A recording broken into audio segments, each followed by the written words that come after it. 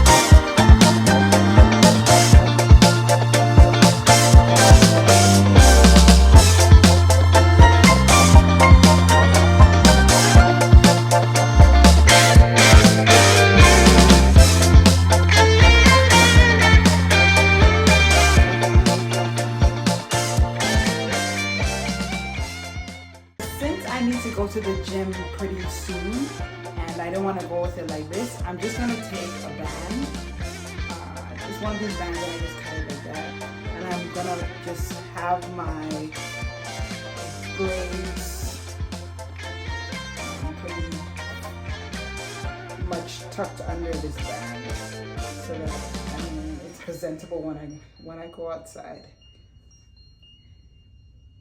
And I'll keep it like this, not too tight. And then I can take these down.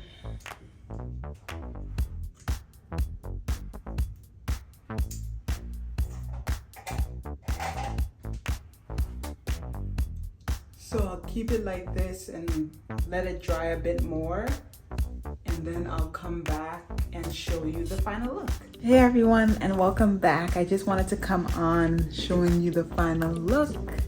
Everything has dried out and it's, this one I think came out pretty good. I have this headband in the front. I know I said that I last left off with the flat twist, but I ended up, I don't know if you see it here, but I ended up taking little strands and twisting them in with the actual hair to make them blend in a bit more.